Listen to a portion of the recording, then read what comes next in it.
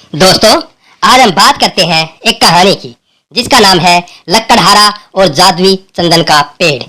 सुनसान जंगल में एक लकड़हारे से पानी का लोटा पीकर प्रसन्न हुआ राजा कहने लगा, हे पानी पिलाने वाले लकड़हारे, किसी दिन मेरी राजधानी में अवश्य आना, मैं तुम्हें पुरस्कार दूंगा। लकड़हारे ने कहा, बहुत अच्छा। इस घटना को घटे पर्याप्त समय बीत चुका था। अंततः लकड़हारा एक दिन चलता फिरता राजधानी में जा पहुंचा और राजा के पास जाकर कहने लगा, मैं वही लकड़हारा हूं जिसने आपको पानी पिलाया था। राजा ने उसे देखा और अत्यंत प्रसन्नता से अपने पास बिठाकर सोचने लगा कि इस निर्धन का दुख कैसे दूर करूं। अंततः उसने सोच विचार के पश्चात चंदन का एक विशाल बाग उसको सौंप दिया। लकड़हारा भी मन में खुश हो गया।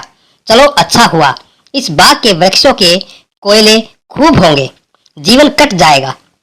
यह सोचकर लकड़हारा हर रोज चंदन काट काट कर कोयले बनाने लगा और उन्हें बेचकर अपना पेट पालने लगा। थोड़े समय में ही चंदन का सुंदर बगीचा एक वीरान बन गया, जिसमें स्थान स्थान पर कोयले के ढेर लगे थे। इसमें अब केवल कुछ ही वृक्ष रह गए थे जो लकड़हारे के लिए छाया का काम देते थे।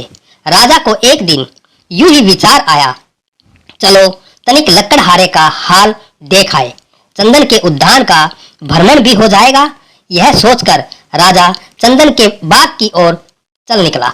उसने दूर से उद्यान से धुआं उठते हुए देखा। निकट आने पर ज्ञात हुआ कि चंदन जल रहा है और लकड़हारा पास खड़ा है। दूर से राजा को आते देखकर लकड़हारा उसके स्वागत के लिए आगे बढ़ा।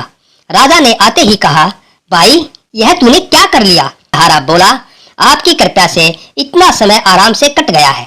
आपने यह उद्यान देकर मेरा बड़ा कल्याण किया है। कोयला बना बनाकर मैं बेच रहा हूँ। अब तो कुछ ही वृक्ष रह गए हैं। यदि कोई और उद्यान मिल जाए तो मेरा शेष जीवन भी अच्छी तरह व्यतीत हो जाए। राजा मुस्कुराया और कहा, अच्छा मैं यहाँ खड़ा होता हूँ, तुम कोयला नहीं इस लकड़ी को लेकर बाजार में बेच आओ। लकड़हारे ने 2 गज लगभग 1.25 मीटर की एक लकड़ी उठाई और बाजार में ले गया। लोग चंदन देखकर दौड़े और अंततः उसे 300 रुपए मिल गए, जो कोयले से कई गुना ज्यादा थे।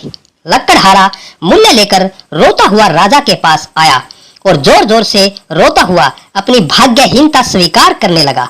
इस कथा में चंदन का बाग मनुष्य का शरीर है और हमारा एक एक श्वास चंदन के वृक्ष के समान है, पर अज्ञानता वश हम इन चंदन को कोयले में तब्दील कर रहे हैं। लोगों के साथ बैर, द्वेष, क्रोध, लालच, ईर्ष्या और मनमुटाव को लेकर खींचतान आदि की अग्नि में हम इस जीवन रूपी चंदन को जला रहे हैं।